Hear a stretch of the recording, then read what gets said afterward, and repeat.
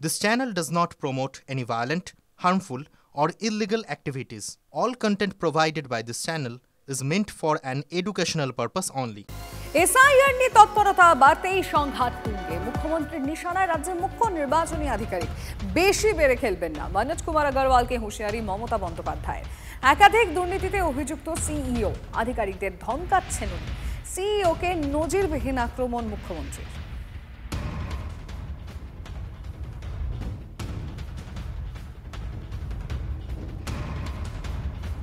Even একটা কথা আছে না, বাঁশির চেয়ে কঞ্চি বড়। সেন্ট্রাল ইলেকশন কমিশনকে বেশি বসিয়ে রেখে এখানে যিনি সিইও স্টেটের থেকে যিনি গেছেন, যিনি যার বিরুদ্ধে অনেক কিছু অভিযোগ আছে, আশা করি তিনি বেড়ে খেলবেন না, মানে ওভার রিয়াক্ট করবেন না। তিনি বড্ড বেশি অফিসারদের থ্রেট করছেন, যিনি নিজে নানা অভিযোগে দুর্নীতিগ্রস্ত। মুখ্যমন্ত্রী ভালোই জানেন দুধে কতটা জল আছে, নাকি জলে দুধ আছে। এখন নির্বাচন কমিশন ময়দানে নামতেই উনি হতাশ হয়ে পড়েছেন। রাজ্যের মুখ্য নির্বাচনী আধিকারিককে হুঁশিয়ারি দিতেই মুখ্যমন্ত্রীকে পাল্টা কটাক্ষ সৌমিক ভট্টাচার্যের। আমাদের রাজ্যের যিনি মুখ্যমন্ত্রী তিনি কোনো প্যারাট্রুপার পলিটিশিয়ান নন। পশ্চিমবঙ্গের মাটির রাজনৈতিক গন্ধটাও ওনার কাছে অপরিচিত নয়।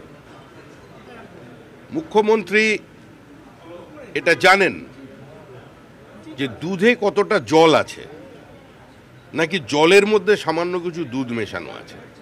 এখন নির্বাচন কমিশন যখন রাজহাঁস রূপ ধরে নেমে পড়েছে পশ্চিমবঙ্গের খালবিলে, তখন স্বাভাবিকভাবেই মুখ্যমন্ত্রী একটু হতাশাগ্রস্ত, আতঙ্কিত। এসআইআর শেষের 3 মাসের মধ্যেই বাংলায় ভোট। ডিসেম্বরে বাংলা এসআইআর এর প্রক্রিয়া শেষ করার ডেডলাইন নির্বাচন কমিশনের। কিন্তু বিএলওদের মাথা ব্যথার কারণ আধার কার্ড, যদিও কমিশন জানিয়েছে আধার নাগরিকত্বের প্রমাণ নয়। ডিসেম্বরের মধ্যেই বাংলায় এসআইআর এর প্রক্রিয়া শেষ করার ডেডলাইন, আর এসআইআর শেষ হওয়ার 3 মাসের পরেই বিধানসভা ভোট হবে রাজ্যে।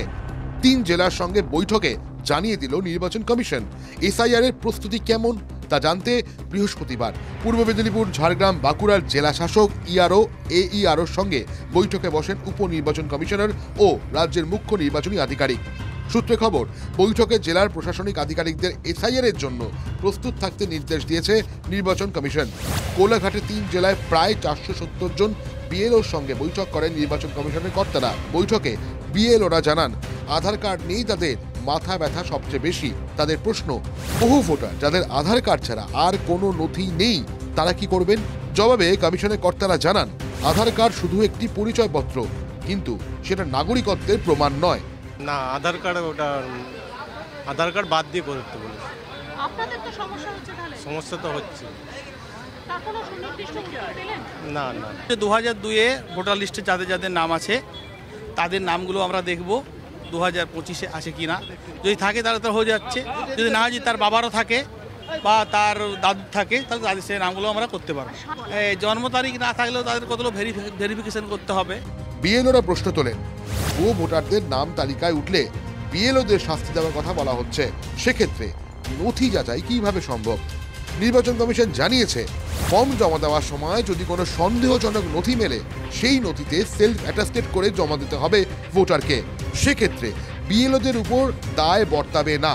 শাস্তি নিয়ে তো ওটা যে ইচ্ছাকে গন্ডগোল করেছে, যার মেনজিয়া ছিল গলত ছিল, যে গলত উদ্দেশ্যে কাজ করেছে ওখানে শাস্তি হয়েছে। না, ভয় পাওয়ার কি কারণ আছে? যে কাজ সঠিক করবে, অ্যাজ পার ল করবে, রুল করবে, ওর ভয় পাওয়ার কি আছে? কমিশনের এই মুহূর্তে সবথেকে বেশি মাথা ব্যথার কারণ, যেখানে বিএলওরা বারবার বহু মানুষের কাছে শুধুমাত্র আধার কার্ডটাই ডকুমেন্ট হিসেবে পাচ্ছেন। আগামী দিনে আধারকে কি আরও গুরুত্ব দিতে পারবে কমিশন? এই প্রশ্ন এই বৈঠকের পর আরেকবার উঠছে। শ্রাবন্তী সাহা ও কনিষ্ক মাইতির রিপোর্ট, TV9 বাংলা। ফের অমিত শাহকে মির্জাফর বলে নিশানা মুখ্যমন্ত্রীর। এসআইআর এর নামে এনআরসি চক্রান্ত চলছে, আর সেই চক্রান্তের পিছনে দিল্লির মির্জাফর। নবান্ন থেকে ফের তোপ মমতার। একজন মির্জাফর আছেন ওখানে দিল্লিতে। এই মির্জাফরদের মৃত্যু জীবনে হয় না, তার চিরকালই বেঁচে থাকে নানা কাজের মধ্যে দিয়ে। এই মির্জাফররা মনে করেছেন তারাই শেষ কথা বলবে। কিন্তু তারা যদি এসব করতে যান তাহলে কিন্তু দাঙ্গা থেকে শুরু করে আরো অনেক কেস আছে, সবকিছু কিন্তু বেরিয়ে পড়বে। Cat will be out of the bag. NRC নিয়ে খেলবার চেষ্টা করবেন না। এনআরসি নোটিশ পাঠানো শুরু করেছেন, তার মানে কি সামনে এসআইআর আর পেছনে কি, পেছনে মির্জাফর স্যার। ভোটের নামে এসআইআর, পেছনে মির্জাফর স্যার। এনআরসি গায়ের জোরে বাংলা দখল করতে হবে, পারবেন না, কোনোদিনও পারবেন না। ওনার দলের মির্জাফরদের খোঁজ খবর নিন, কারা বেশি রাতে ফোন করছে। বিজেপির মির্জাফর, বিজেপির মীরমদন কে হবে সেটা তো বিজেপি ঠিক করবে। আসলে স্বাধীন ভারতের ইতিহাসে অমিত শাহ থেকে বড় কোনো ভোট স্ট্র্যাটেজিস্ট এখনো জন্মগ্রহণ করেনি। তার যে স্ট্রাইক রেট, তার যে বিভিন্ন জায়গায় নির্বাচন পরিচালনা করার দক্ষতা, সেটা সর্বজন বিদিত এবং প্রশ্নাতীত। তার পারফরমেন্স, তিনি যখন নামবেন ময়দানে বা নামতে চলেছেন, তখন স্বাভাবিকভাবেই আতঙ্ক থেকে এ ধরনের কথা। এসআইআর এ বৈধ ভোটারের নাম বাদ দিলে বিজেপি নেতাদের পাড়ায় ধরে আটকে রাখবেন। বৈধ ভোটারের নাম বাদ দিতে চাইলে বাংলায় আগুন জ্বলবে। বৈধ ভোটারের নাম বাদ পড়লে আগুন জ্বালিয়ে দেবেন মমতা বন্দ্যোপাধ্যায়, অভিষেক বন্দ্যোপাধ্যায়। বাগদা পশ্চিম ব্লক তৃণমূল কংগ্রেসের বিজয় সম্মেলনীতে এসে হুমকি ব্যারাকপুরের সাংসদ পার্থ ভৌমিকের। আমরা কোনো বৈধ ভোটারের নাম বাদ দিতে দেব না। হ্যাঁ, যদি কোনো অস্বচ্ছতা থাকে ভোটার লিস্টে, আপনি ঠিক করুন, আমাদের কোনো আপত্তি নেই। কিন্তু একটা বৈধ ভোটার, একটা, ওরা যদি বাদ দিতে চায়, বাংলায় আগুন জ্বালিয়ে দেবে মমতা ব্যানার্জি, অভিষেক ব্যানার্জি। আমি দায়িত্ব নিয়ে, আগুন জ্বলে যাবে বাংলার বুকে। আমরাও দেখবো নরেন্দ্র মোদী, অমিত শাহর ক্ষমতা কত, সেটা আমরাও দেখবো। যদি কোনো বিজেপির নেতা আপনাদের প্রলোভন দেয়, ধরে রাখবেন, বলবেন আমার নাম যদি বাদ যায়, ভাই তোমাকে ছাড়বো না, তোমাকে ছাড়বো না। কারোর নাম বাদ গেলে বিজেপির নেতাদের পাড়ায় পাড়ায় ধরবেন। আমি দায়িত্ব নিয়ে বলছি, যদি কোনো বৈধ ভোটারের নাম ওরা বাদ দেয়, যদি কোনো বৈধ ভোটারের নাম বাদ দেয়, পাড়ার বিজেপি নেতাদের ধরে আটকে রাখবেন। বাড়িতে দেশলাই জ্বালানোর ক্ষমতা নেই, হ্যাঁ, বলছে বাংলায় আগুন জ্বালাবে। ছাড়ুন তো না, কোনো বৈধ ভোটারের নাম বাদ যাবে না, ঠিক সময় মতন জলবিচুটি থেকে এই বাগদার এই বিধায়করাও বাদ যাবে। এদেরও বিচার হবে, ঘরে আটকে হবে না।